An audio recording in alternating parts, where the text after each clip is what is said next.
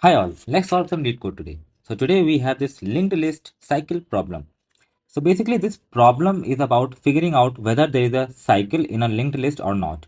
And this is a very interesting problem because yes, it can be solved with the help of a hash set, but there is another way also to solve this problem. And that way is called Floyd's Tortoise and Hare algorithm. Now that algorithm is usually very tricky to understand for newbies because it actually uses something called LCM. But we are going to understand why that algorithm actually works. But first of all, let us actually go through the hash set solution. So in the problem, we will be given a head of the linked list and we have to determine whether the linked list has a cycle in it or not. And then we have to return true if there is a cycle and we can return false if there is no cycle. Now as you can see in the diagram here that we have a cycle at 2. So basically we have 204 in a cycle and that's why we can return true here. Now there is one more thing that is going on in this question and it is kind of a bug I believe.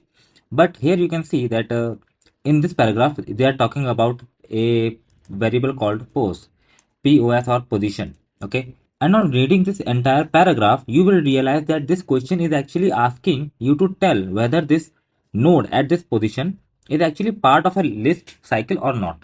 For example, here we have this list, okay, we have this input for head and we have position 0.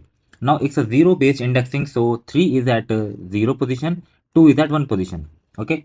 So what this question is really asking is to tell whether the node at position 1 is part of a linked list cycle or not. But on the right hand side, if you see here, you don't really actually get any POS variable, that is pose variable, right? You only are getting head of the list. So there is no way for you to kind of return whether that particular position node actually exists in the list or not. So I believe it is kind of a bug in the question. I think they just wrote something that they are not really checking for in the backend. Since we don't really get the position input, we can't really do anything about this post variable, right? All we can do is tell whether this list actually contains a cycle or not. So here we have a linked list. Now let us understand how we can actually figure out whether there is a cycle or not. So suppose, first of all, we remove this edge here. Okay, and we say that the 4 is connected to null instead of any other node. So in this case, right now, we have a linked list that is not containing any cycle.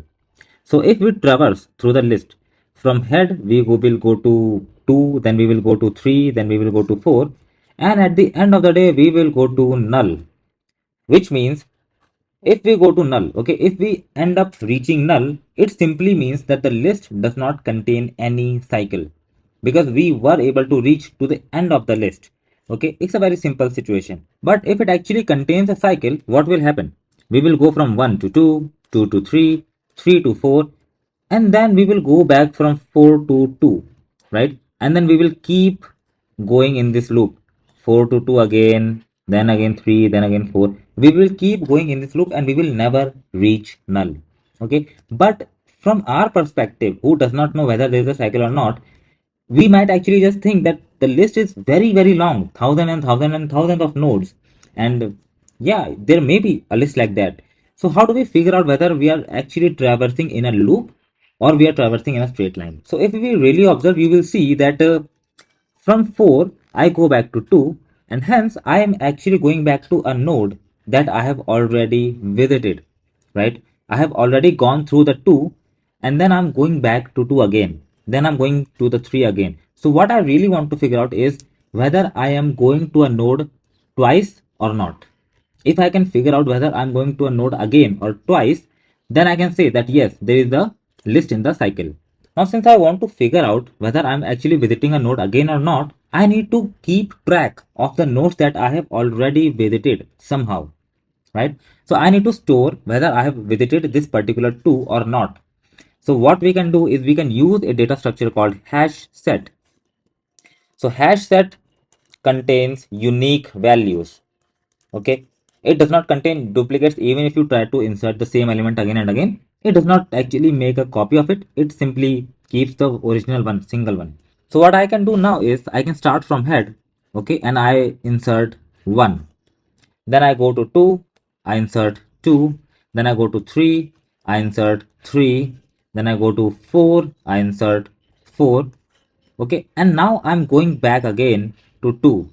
And now basically at each instance or at each loop, I'm checking whether my hash set contains the node or not. So right now, if I check whether the hash set contains 2, I will see that yes, my hash set actually contains 2. And hence, I'm actually trying to visit a node again, that is twice. So I can definitely say that yes, there is a cycle in the list. Now let's try to figure out the time complexity of this thing. So time complexity will be order of n. Why?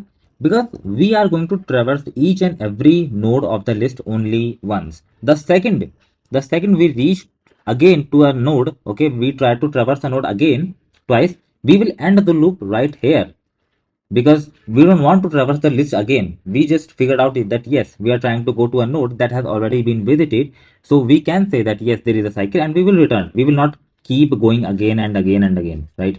So at the end of the day, we will be going through each and every node. At the worst scenario, we will going through each and every node of the list once only. So yes, we can say that it's a linear time complexity, or it's an order of n. That is, it is basically proportional to the number of elements in the list. Now, when it comes down to space complexity, this is also order of n, because this hash set, okay, this hash set can actually contain each and every element of the list.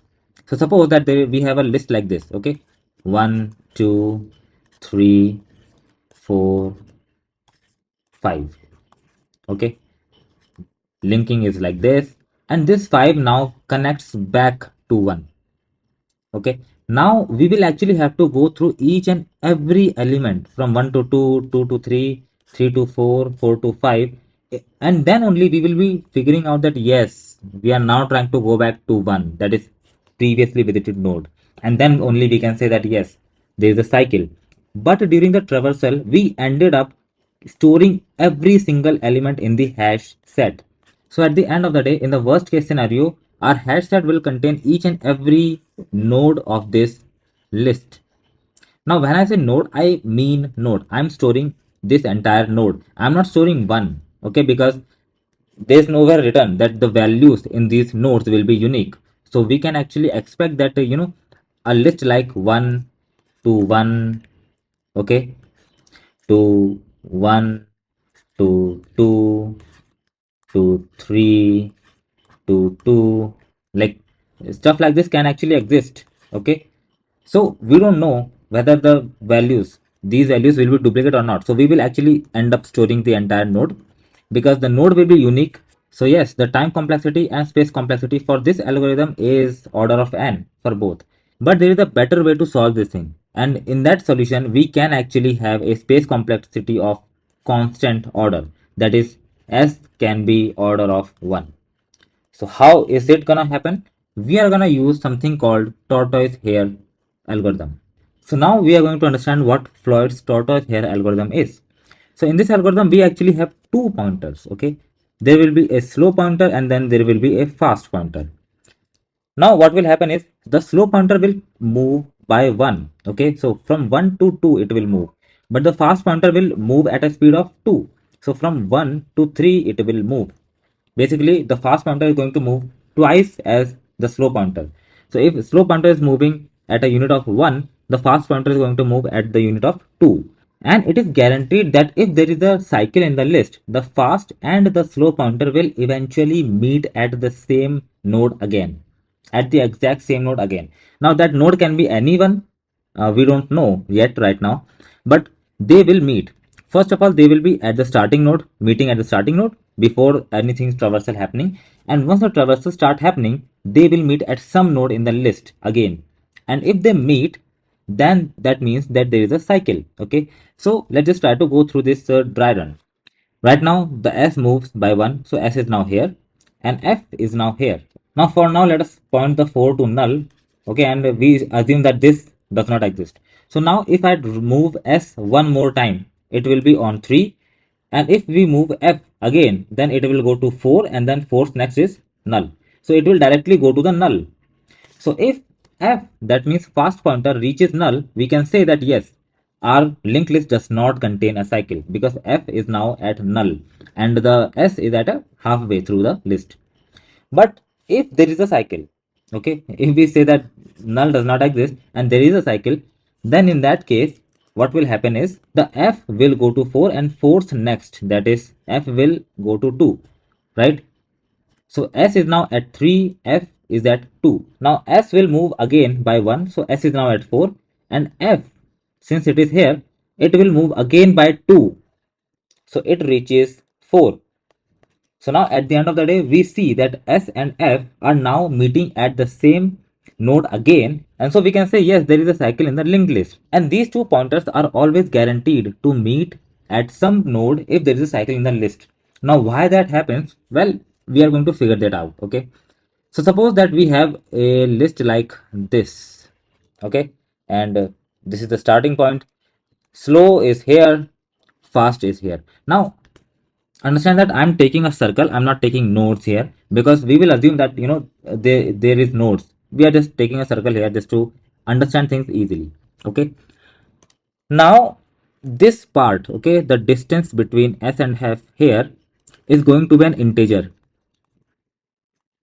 Okay, it is not going to be a decimal, so this length will be something like 2 3, something like that. Okay, it is never going to be 1.2. Okay, it is not going to be 1.2. Similarly, this distance from f to s will be also integer. It is not going to be a decimal at all.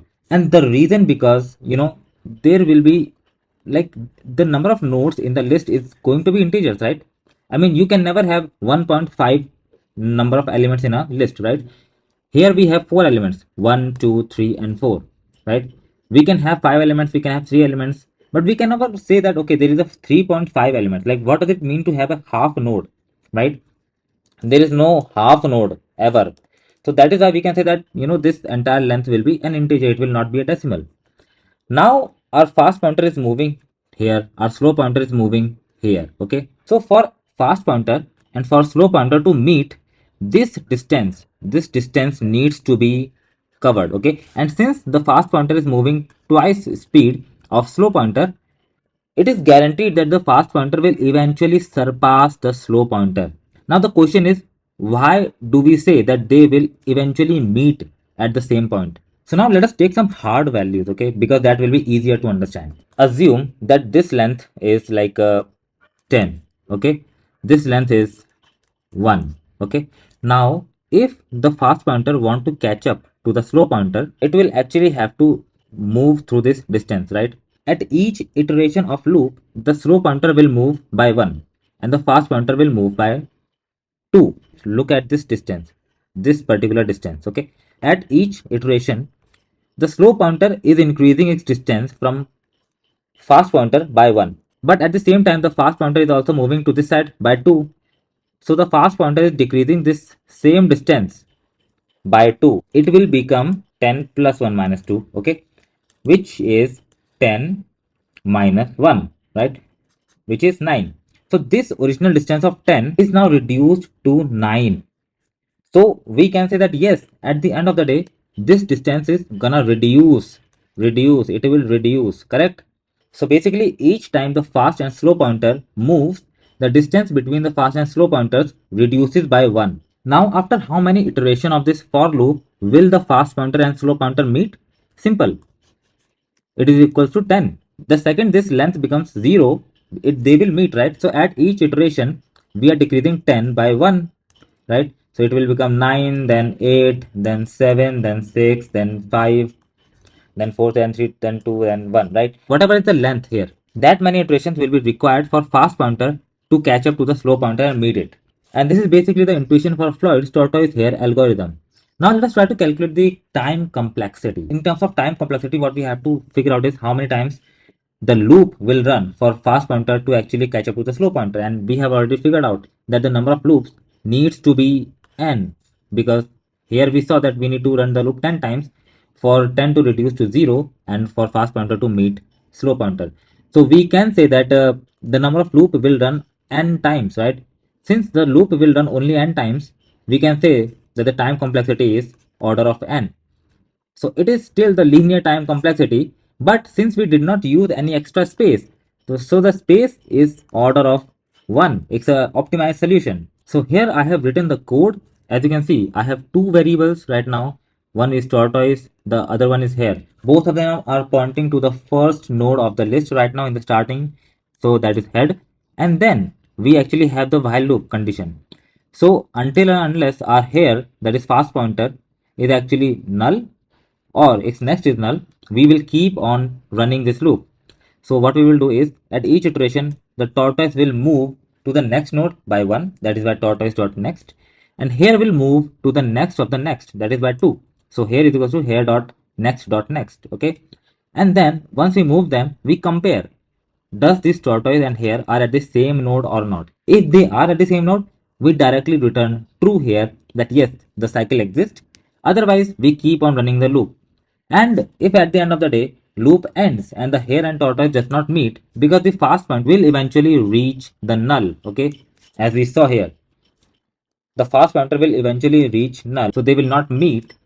And so if they don't meet, we simply return false, because it simply means that there is no cycle in the list. Now let's try to submit it and see if it really works for every test case or not. And it does work. It does work, right? 101 millisecond, I will not trust that, to be honest.